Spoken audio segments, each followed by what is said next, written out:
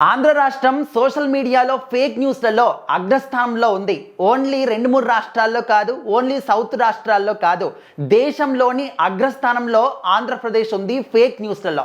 So ఈ మధ్య కాలంలో సోషల్ మీడియా ఓపెన్ చేస్తే చాలు ప్రతి ఒక్క వార్త కూడా హల్చల్ చేస్తూ ఉన్నాయి. అందులో సగానికి పైగా అంటే 70-80% న్యూస్లన్నీ కూడా ఫేక్గానే ఉంటూ ఉన్నాయి. మరీ ముఖ్యంగా 2024కు సంబంధించి ఆంధ్రప్రదేశ్ నుంచి ఒక నివేదిక బయటకు వచ్చింది. అది కూడా ఇలాంటి ఒక క్రైమ్స్ నుంచి, అంటే సోషల్ మీడియా క్రైమ్స్ కావచ్చు, సైబర్ క్రైమ్స్ కావచ్చు, ఇలాంటి నేరాల గురించి ఒక నివేదిక బయటకు వచ్చింది. సో ఆ నివేదికలో చూస్తే అన్నిటిలో కూడా ఏపీ రాష్ట్రమే ప్రధానంగా ముందు వరుసలో ఉందన్నమాట. అది మనుషులని అక్రమ రవాణా చేయడం దగ్గర నుంచి, ఆడపిల్లల దగ్గర నుంచి, వాళ్ళ మీద అఘాయిత్యాల దగ్గర నుంచి, అదేవిధంగా సైబర్ క్రైమ్స్ కావచ్చు, సోషల్ మీడియాలో ఫేక్ న్యూస్లు కావచ్చు, అదేవిధంగా ఇప్పుడు కొంతమంది అంటే దొంగతనాలు కావచ్చు, దోపిడీలు కావచ్చు, ఇవన్నీ కూడా ఏ దాంట్లో చూసుకున్నా కూడా ముందు వరుసలో 2-3 స్థానాల్లోని ఆంధ్రప్రదేశ్ ముందుకు వెళ్తుంది. సో అన్నిటికల్లా కూడా 2024లో ఫేక్ న్యూస్ల స్థానంలో మాత్రం ఆంధ్రప్రదేశ్ అగ్రస్థానం, అంటే మొదటి స్థానంలో ఉంది. సో మనందరికీ తెలిసిందే ఆంధ్ర రాష్ట్ర రాజకీయాలు అనేవి చాలా హాట్గా ఉంటాయి.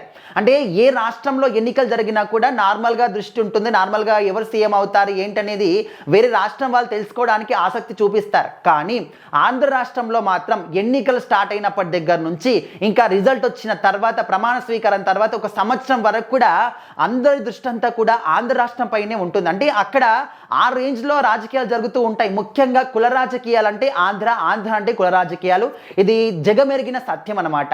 సో మరి ఇప్పుడు ఇక్కడ మనుషుల యొక్క అక్రమ రవాణా దగ్గర నుంచి, ఆడపిల్లల మీద అఘాయిత్యాల దగ్గర నుంచి, చిన్న పిల్లల మీద అఘాయిత్యాల దగ్గర నుంచి, ఈ విధంగా ఏ క్రైమ్ చూసుకున్నా కూడా, ఆఖరికి సైబర్ క్రైమ్ యొక్క ఈ నివేదిక చూసుకున్నా కూడా ఆంధ్ర రాష్ట్రం అనేది 1-5 స్థానాల మధ్యలోనే ఉంటుందన్నమాట. ఈ విధంగా ఎందుకు అంటే మరి అప్పట్లో 2024లో దాదాపుగా వైసీపీ ప్రభుత్వం ఉంటుందన్నమాట. సో మరి ఆ క్రమంలో ఇవన్నీ కూడా జరిగాయి. సో మరి వాళ్ళ పరిపాలనలోనే ఎవరు ఇలాంటివి చేసినా కూడా ముఖ్యంగా ఆ ఒక ఎమ్మెల్యేలు మంత్రులు తరపునటువంటి వాళ్ళే చేసేవాళ్ళు, కార్యకర్తలు, ఇంకా ఎవరు కూడా అడిగే వాళ్ళు లేరు, ప్రశ్నించే వాళ్ళు లేరు, వాళ్ళని అరెస్ట్ చేసేవాళ్ళు, పోలీసులు యాక్షన్ తీసుకున్నా కూడా వీళ్ళ మాటనే చెల్లుతుంది. కాబట్టి ఇంకా ఎవరు కూడా పట్టించుకునే వాళ్ళు లేరు. సో ఆ విధంగా విపరీతంగా అక్రమాలు కావచ్చు, అన్యాయాలు, దుర్మార్గాలు చాలా జరిగాయి. సో అవన్నీ కూడా ఇప్పుడు బయటకు వస్తూ ఉన్నాయన్నమాట. సో ఇప్పుడు కూడా ఇప్పటికీ కొన్ని సోషల్ మీడియా ఫేక్ న్యూస్ల ద్వారా ఆంధ్ర ప్రభుత్వం ఇంకా ముందంజలోనే ఉంది అనే విధంగా కూడా ఇంకొన్ని న్యూస్లు కూడా బయటకు వస్తూ ఉన్నాయి.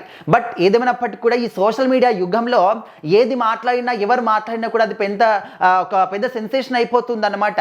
అండ్ అప్పట్లో ఇలాంటి సోషల్ మీడియా లేదు కాబట్టి ఒక రాజకీయ నాయకుడు కానీ ఎవరు కానీ ఏదైనా ఒక న్యూస్ మాట్లాడారంటే అది పత్రికా విలేకరులు వెళ్ళి దాన్ని విని వాళ్ళు రాసుకొని ఆ తర్వాత పత్రికలు అచ్చు వేయించి ఆ తర్వాత నెక్స్ట్ డే మార్నింగ్ పేపర్ వస్తే కనుక అప్పటి వరకు న్యూస్ ఎవరికి కూడా తెలిసేది కాదు. కానీ ఇప్పుడు మాత్రం ఆ విధంగా కాదు. ఎవరైనా ఒక్క చిన్న మాట తప్పిదం మాట్లాడినా కూడా వితిన్ సెకండ్స్లో సోషల్ మీడియా ద్వారా అందరికీ కూడా తెలిసిపోతుంది.